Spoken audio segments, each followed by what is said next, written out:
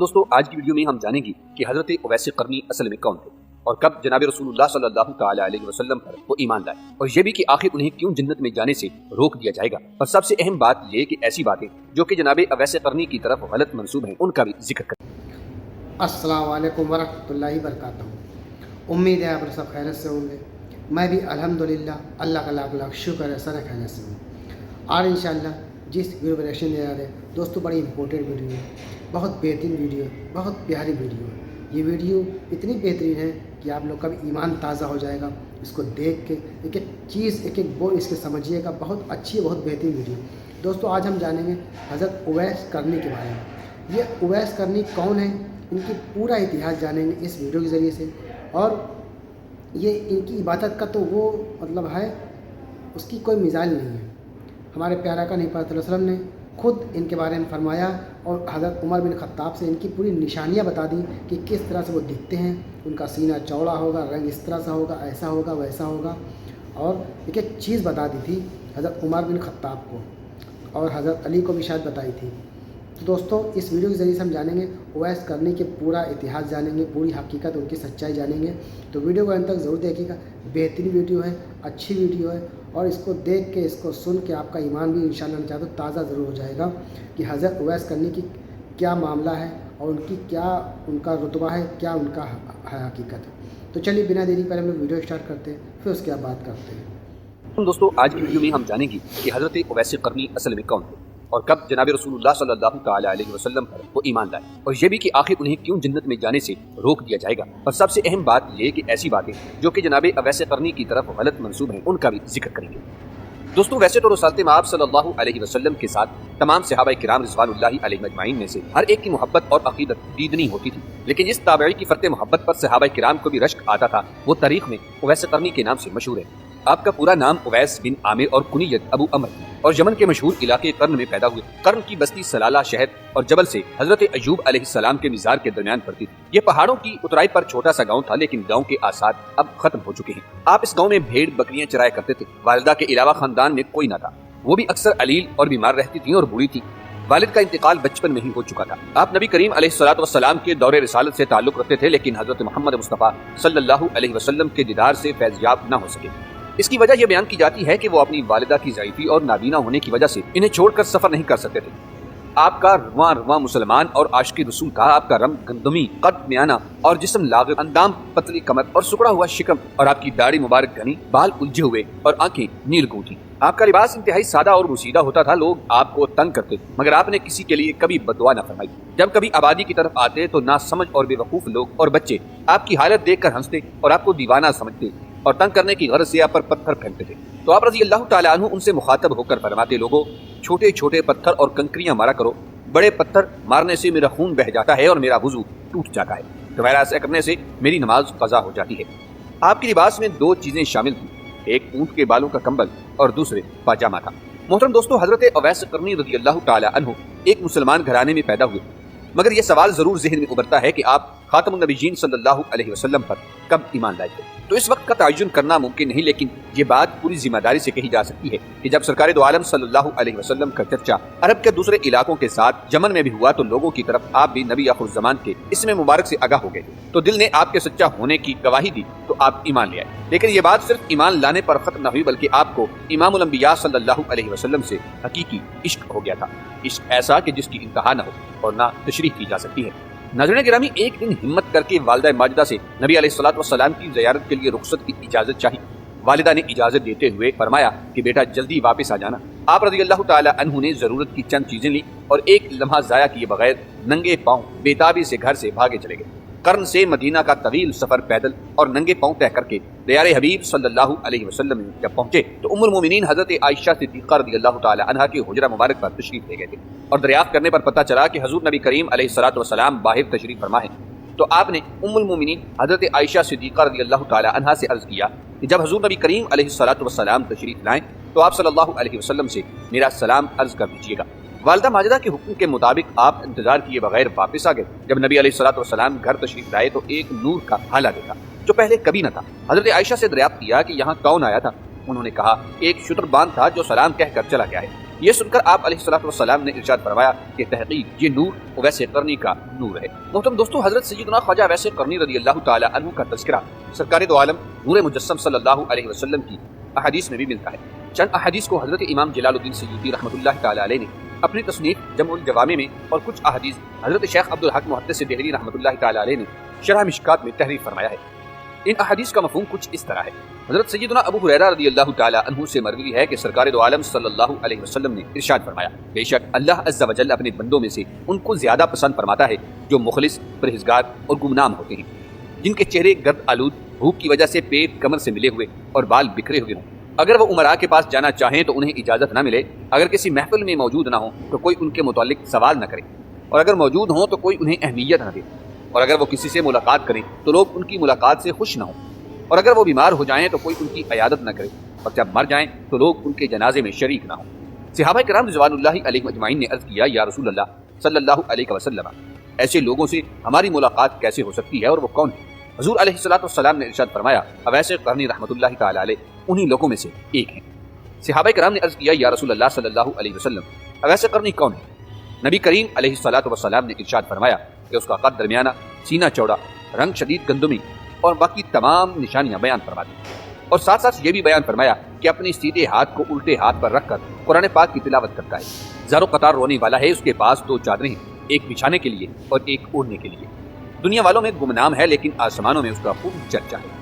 اگر وہ کسی بات پر اللہ عز و جل کی قسم کھا لے تو اللہ تبارک و تعالیٰ ضرور اس کی قسم کو پورا فرماتا ہے۔ اس کے سیدھے کندھے کے نیچے سفید نشان ہے۔ کل بروز قیامت نیک لوگوں سے کہا جائے گا کہ تم لوگ جنت میں داخل ہو جاؤ، لیکن ویسے کرنے سے کہا جائے گا تو ٹھہر جا اور لوگوں کی سفارش کر۔ چنانچہ وہ قبیلہ ربیہ اور قبیلہ بنو مضر کے لوگوں کی تعداد کے برابر گنہگاروں کی سفارش کرے۔ دوستو یاد رہے کہ سرکار دو عالم صلی اللہ علیہ وسلم نے فرمایا کہ قبیلہ مراد کا ایک شخص ہے، اس کا نام اویس ہے، وہ تمہارے پاس یمن کے وفود میں آئے گا۔ اس کے جسم پر برس کے داغ تھے جو سب مٹ چکے، صرف ایک داغ جو درہم کے برابر ہے وہ باقی ہے۔ وہ اپنی والدہ ماجدہ کی بہت خدمت کرتا ہے، جب اللہ عز و جل کی قسم کھاتا ہے تو اللہ اس کو پورا کرتا ہے۔ اگر تم اس کی دعائے مغفرت لے سکو تو لے لینا، یعنی اس سے دعائے مغفرت کروا لینا۔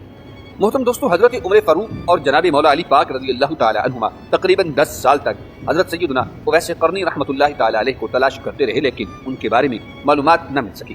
اسی وجہ سے جناب امیر المومنین عمر بن خطاب رضی اللہ تعالی عنہ اپنے دور خلافت میں ہر سال حج کیا کرتے تھے، اور ہر بار جناب اویس قرنی کے بارے میں پوچھا کرتے تھے کہ شاید ان سے ملاقات نصیب ہو جائے اور دعا کروا سکے۔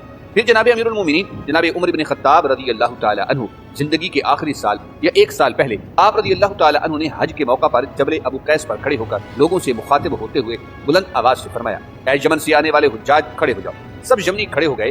آپ نے فرمایا کہ قرن میں رہنے والے افراد کھڑے رہیں، باقی بیٹھ جائیں۔ کچھ افراد ابھی بھی کھڑے تھے۔ آپ نے فرمایا قبیلہ مراد کے افراد کھڑے رہیں، باقی بیٹھ جائیں۔ دوستو صرف ایک شخص کھڑا رہا۔ آپ نے فرمایا کہ کیا آپ اویس ہیں یا آپ اویس کو جانتے ہیں؟ اس شخص نے کہا، ہم نہیں جانتے کہ آپ کس اویس کے متعلق پوچھ رہے ہیں، لیکن میرا ایک بھائی ہے جس کا نام اویس ہے، لیکن وہ تو بہت غریب اور عام سا آدمی ہے، وہ اس قابل کہا کہ آپ رضی اللہ تعالی عنہ اس کے متعلق سوال کریں۔ وہ تو ہمارا چرواہا ہے اور ہمارے ہاں اس کی کوئی قدر و منزلت نہیں۔ یہ سب سن کر سیدنا عمر بن خطاب رضی اللہ تعالی عنہ بہت غمگین ہوئے، گویا کہ حضرت سیدنا اویس قرنی رضی اللہ تعالی عنہ کے بارے میں اس شخص کا اس طرح بولنا آپ کو سخت ناگوار گزرا۔ تھوڑی دیر بعد آپ رضی اللہ تعالی عنہ نے اس بوڑھے شخص سے پوچھا کہ تیرا بھائی کہاں ہے؟ اس نے جواب دیا کہ شاید اب وہ میدان عرفات کی طرف ہمارے جانور لے گیا ہو۔ یہ سن کر جناب امیر المومنین حضرت سیدنا عمر فاروق رضی اللہ تعالی عنہ اور سیدنا علی المرتضی شیر خدا رضی اللہ تعالی عنہ فوراً میدان عرفات کی طرف چل گئے۔ جب وہاں پہنچے تو دیکھا کہ وہ عاشق صادق ایک درخت کے نیچے نماز پڑھ رہا ہے اور اونٹ اس کے ارد گرد چل رہے تھے۔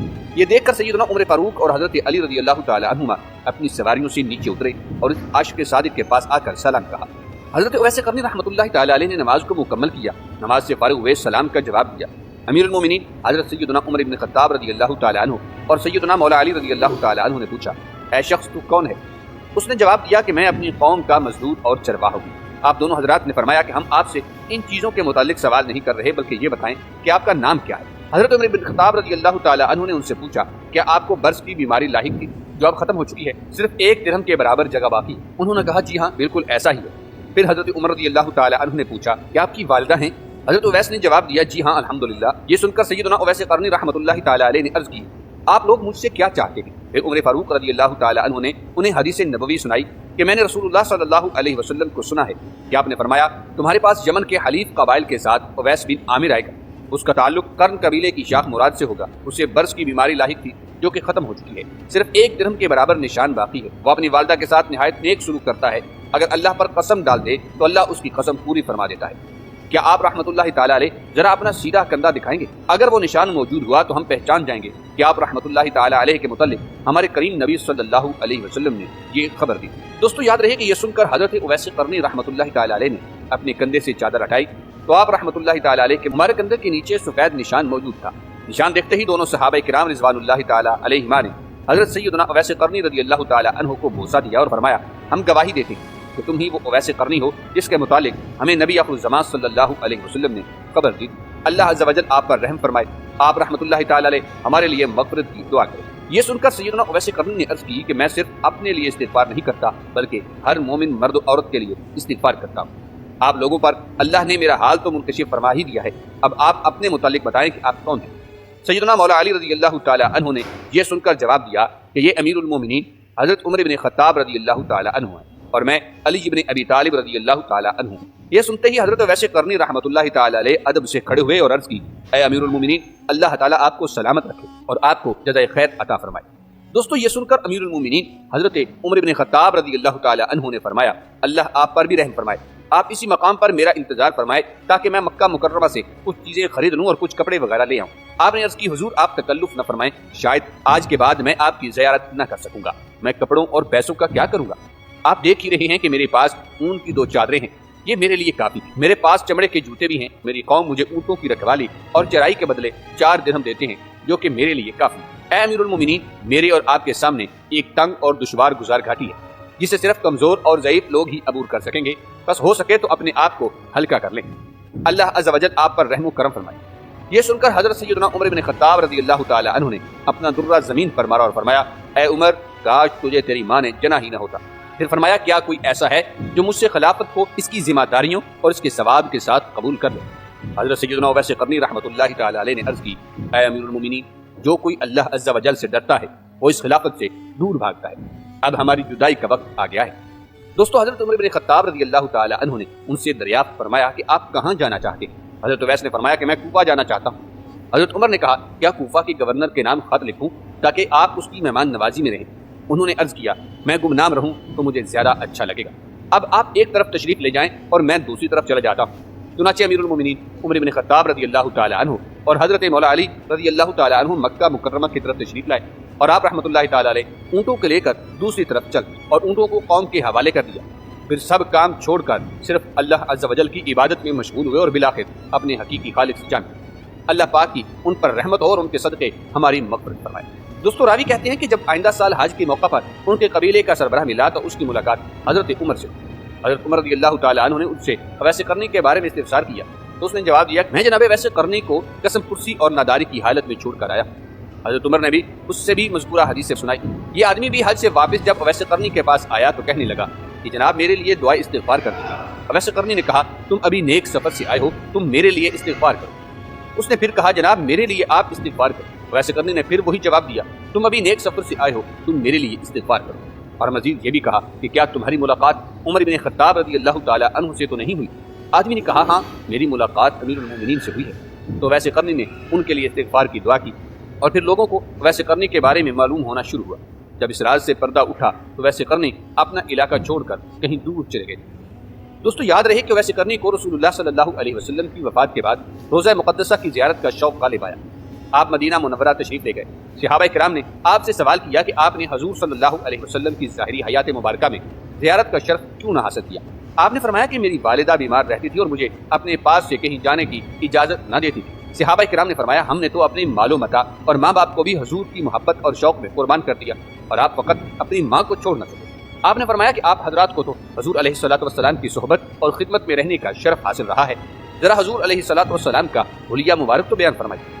صحابہ کرام نبی کریم صلی اللہ علیہ وسلم کی ظاہری صورت اور دیگر اعضاء مبارک کی بعض نشانی اور کچھ معجزات بیان فرمانے لگے۔ اویس قرنی نے فرمایا کہ میری مراد حضور علیہ الصلوۃ والسلام کی ظاہری شکل و صورت سے نہیں بلکہ آپ کی باطنی شکل و صورت اور معنوی جمال دریافت کرنا چاہتا ہوں، وہ بیان فرمائیے۔ اب صحابہ کرام نے فرمایا ہمیں جس قدر معلوم تھا بیان کیا، اگر اس سے زیادہ آپ کو معلوم ہو تو بیان فرمائیے۔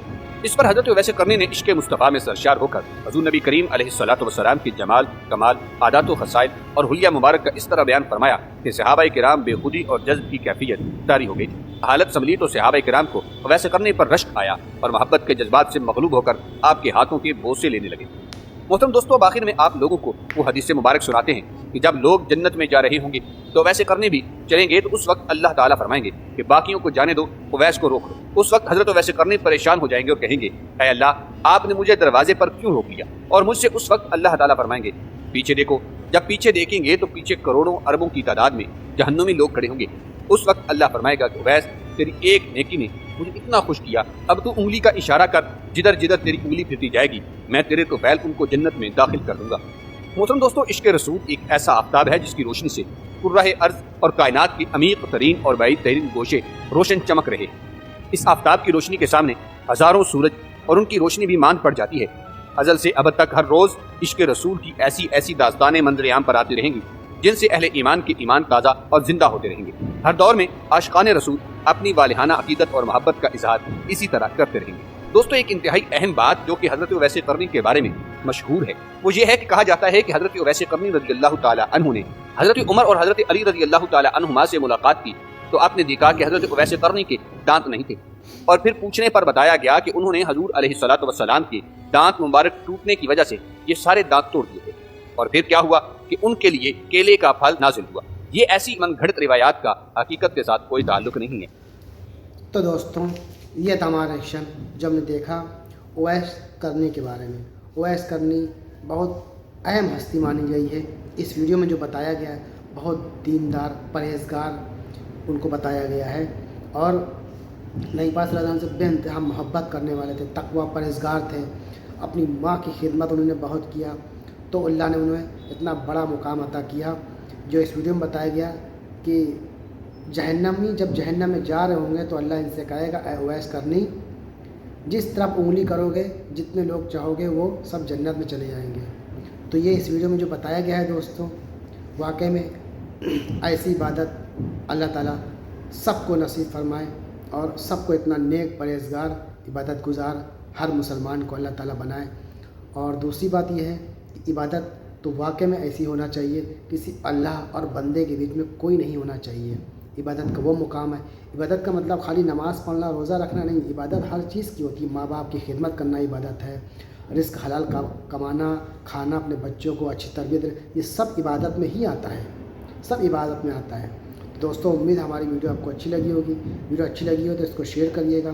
دوسری بات، اس میں جو آخری بتایا گیا کہ اویس کرنی نے اپنے دانت سارے توڑ لیے تھے تب کیلے کا پھل نازل ہوا تھا، یہ ایک دم من گھڑت کہانی جیسے بتائی گئی ہے۔ تو کیونکہ اپنے ہی نقصان، اپنے ہی آپ کو کوئی نقصان پہنچانا، یہ تو اللہ نے کہیں بتایا ہی نہیں ہے کہ اپنی باڈی کو کوئی نقصان، کے سارے دانت توڑ لیے۔ تو یہ ایک من گھڑت کہانی ہے جو اس ویڈیو میں بتایا گیا ہے۔ بہرحال آپ کو ویڈیو اچھی لگی تو اس کو شیئر کریے گا۔ ہم آپ سے ملیں گے نیکسٹ ویڈیو میں، تب تک کے لیے السلام علیکم ورحمۃ اللہ وبرکاتہ۔